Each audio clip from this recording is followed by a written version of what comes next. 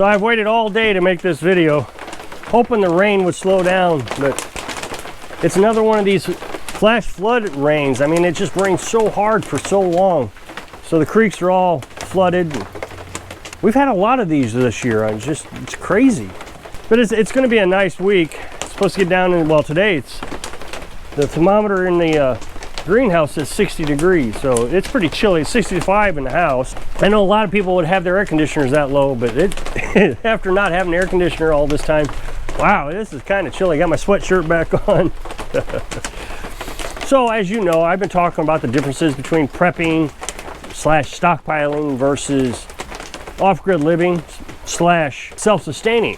And I've done a lot of different scenarios of why I think that living self-sustaining is a much better philosophy. With stockpiling, you're limited on how much you can stockpile. Eventually, depending on how long the SHTF, the stuff that hits the fan, lasts, you're going to run out of stockpile. Specifically, in my thinking, when somebody were to say stockpiling, I would think food. That'd be the first thing that popped up in my head. So specifically food, you're going to run out of food. And when you run out of food, then you rely on whatever you can scavenge. And so you become scavengers, and life doesn't become comfortable anymore. As you know, I raise chickens. Now I know a lot of people think, oh, that's just crazy. You're going to live off chickens. Well, yeah, we do live off chickens. Primarily, we live off chickens. We do have the advantages of going to the grocery store right now. But at some point, that may not be an advantage anymore. Prices keep going up. Now, I will admit that some of the prices went down the last time we went. But I don't know. Maybe the store that we went to had a new sign on it. It still had the same name, but it was a different colored sign. It's Save-A-Lot is what it is. And used to be, I think it was an orange type of sign, but now it's blue. So I don't know if it changed ownership or whatever, but prices seem to, in general, go down. Pork was cheaper. The bagged chicken, last month, the bag of 10-pound chicken was $9.90, and this month it's $8.80. But I still have the suspicion that food prices are going up. But the thing is we still eat eggs every day for lunch, and sometimes snacks. And we're trying to increase the amount of egg production that we get. We've got more chickens, and we're gonna, as soon as they get old enough, they'll start producing eggs. I suspect the Americanas probably won't produce until next year, but the Brahmas, they'll start producing this fall. So right now we're getting, I would say, anywhere from 6 to 10 eggs a day. So on average, what is that, 8 eggs a day? Well, that's more than enough for us. Well, not more than enough. It's keeping up with us. I eat like 3 eggs, and Carolyn eats like 3 eggs, and then, of course, you'll start getting a stockpile of eggs, and then Carolyn will boil those eggs, and then we can have them for snacks. She'll make deviled eggs, and we'll have those for snacks. So it's not nuts. You can do it. There are people who just insist that it's not a healthy diet, and I really don't care anymore. I know it's a healthy diet because I've been doing it for several months, and I've done nothing but get healthier. So if it's not a healthy diet, then I'll be fine dying feeling this good. It's rejuvenated everything in me. My bones don't hurt. I can walk up and down the hill without losing my breath. I was getting asthma really bad, and that's went away. My allergies have went away. It's incredible how well I feel. So if it's unhealthy, I'll take it. But people insist that you gotta have a garden, you gotta have carbohydrates.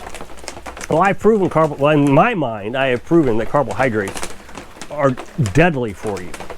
I have learned and now understand that carbohydrates is sugar. That's all it is, and you don't need sugar. If I told you I want you to eat, I don't know, 50 tablespoons of sugar each day, and that matches carbohydrates that you're eating, you would say, no, you're crazy. I'm not going to eat that much sugar. But you go ahead and eat cornbread and bread and noodles and garbage, tacos. I mean, everything has carbohydrates in it. And the food industry wants you to eat carbohydrates. They want you to. It's cheap to make. They go get corn and they turn it into garbage. Corn has carbohydrates. Corn is sugar. That's all it is. It's just sugar. I used to think that corn was a very good vegetable for me, and I'm not a big vegetable eater as it is, so green beans and corn was kind of what I ate. Potatoes. Oh, potatoes. There's another huge carbohydrate. thing. So all the things I kind of enjoyed as a vegetable are just terrible for you. I know that people will tell you, oh, you got to have the energy, but if you get onto a carnivorous diet, eggs, chicken, pork, beef, whatever, you have all the energy you need. In my mind, I have more energy than I've ever had before. Carolyn and I are going for long walks now. I dreaded long walks. When you say, oh, you're lazy, it's not that you're lazy, it's the sugar, just you're burned out. And I've said this before, I used to eat 3 or 4 peanut butter sandwiches, tons of calories for lunch. Well, now I'm eating 3 to 4 eggs a day, and I'm satisfied until supper time. So again, I've proven to myself that this is the way to go. So the government actually just came out with a new food pyramid. It's crazy. Now I watch this doctor on YouTube, so I can't really verify this. I haven't verified it. I don't care because I'm pretty satisfied with what I'm eating now. But he showed this food pyramid, and they're talking about like cereal, sugar cereal, like Lucky Charms. I think it was Lucky Charms. Now remember, Lucky Charms has sugar, marshmallows, and they're saying this is at the top of the food chain. You need so many servings of this, and then they put meat all the way at the bottom. You don't want to eat meat. That's terrible for you. And they're trying to convince me, I don't know about you, but they're trying to convince me that meat is bad for me, even though I have proven myself all the years that I've eaten that garbage, the cereals, the potatoes, the corn, the noodles, all of it, it made me feel terrible. And I wasn't even aware of it. We are an obese society here in the United States. Now I know why, because we're eating sugar.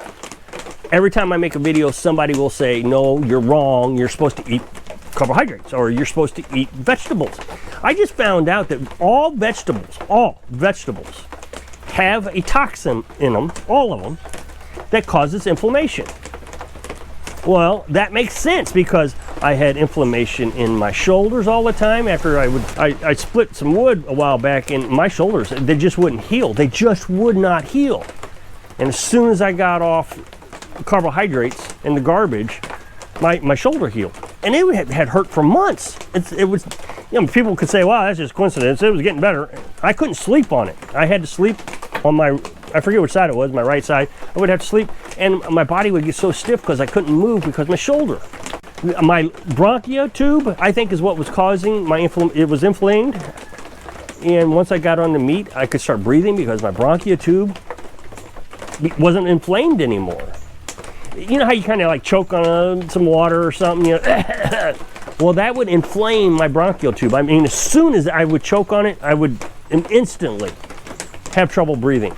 And I get that Primatene mist you can buy over the counter, a little inhaler, and I would use it. It would reduce the inflammation. But now, eating meat, I don't need the inhaler anymore. But the environmentalists are convinced that we are destroying the world with meat. And they're doing whatever they can to keep you from eating meat. So you got the environmentalists, and you have the food manufacturers not wanting you to eat meat. It's so much cheaper to make the garbage than it is to raise a cow. So they're saying you got to have almond milk instead of regular milk. But California is in a drought right now. In a drought, almond milk takes more water to raise almonds than it does to feed a cow. So here we have an environmental disaster in California, but they want you to drink almond milk because cows are deadly to the environment. Well, no, it's not that. What it is they want to destroy the center of the country, first of all, because that's where the cows are raised, here in the center of the country. They want it demolished. They want the rich people over in California to be successful, so they're trying to convince us that meat is bad. Well, I'm convinced that I need to eat meat, and I'm sure there are hundreds, if not thousands, of people on my that watch this channel that agree with me that they're going to at least eat some meat in their diet. Maybe not as much as I eat, but they're going to eat it. It appears that's not the case anymore. They are really pushing it. Now, a few weeks ago, I was telling you that they're going to start producing bugs, and they're going to start putting it in your food. Robert Downey Jr. was on the Colbert Show. No, I don't know. One of those shows, nighttime TV shows, and he was saying that they're already putting these bugs in your food, so they're grinding them up. Now, bugs have tons of parasites in them. Bugs are terrible for human beings. Angelina Jolie is out there eating spiders. And the thing is you watch these people eat it, and you can see they're gagging from it. They don't want to eat it, but they're trying to act, you know, because they're actors, that it's good. Oh, this is great. Everybody should eat it. Because they want you off the cows. The thing is the rich people, and I am not going to use the organization's name, but the Economic Forum, and then prior to those two words, they put the word world in front of it. So now you can piece all that together, because YouTube doesn't promote my videos when I use the phrase. They want you to start eating bugs as well. But all this time, they're still eating meat. They're flying around the world telling us how we got to get off meat, but they're still eating it. They will not eat the bugs. I brought this video to you a couple weeks ago. It was obscure newspapers. Well, now it's on mainstream media. I've seen it on CNN, and I've seen it on Fox News. Both of them are covering eating bugs. And that, you know, oh, they're all testing it out, and they're all trying it. And back to being a prepper. If you like meat, being a prepper is not a good idea, because you're going to run out. I just found out that several governments in the world are trying to tax meat, or some of them have actually taxed meat. And the United States is trying to come up with a law, a bill to tax meat. And what they're trying to do, it seems to me, not for sure, but it seems to me what they're trying to do is slip it into another bill. You know, a bill that we all want, you know, infrastructure bill, or, you know, road repair bill, or military bill, whatever. And then they're going to slip it in there. And we've seen this before, I'm sure. Taxing cigarettes, you know, they tax it so high that nobody can afford it. Well, it's called a sin tax is what it is. Well, who can afford the tax? The rich people, Hollywood folks. So us folks in the middle of the country that are trying to shut down, you know, no more cows. So we all become poor, and we have to eat bugs. So you got to start raising your own food. You got to start raising it now, because, and when I say food, I mean meat, because prepping isn't going to work. They're going to slip things in like this that's going to restrict what we can do with our lives. In order to maintain your freedom, you're just going to have to take it. You're going to have to take your freedom. So raise your own food.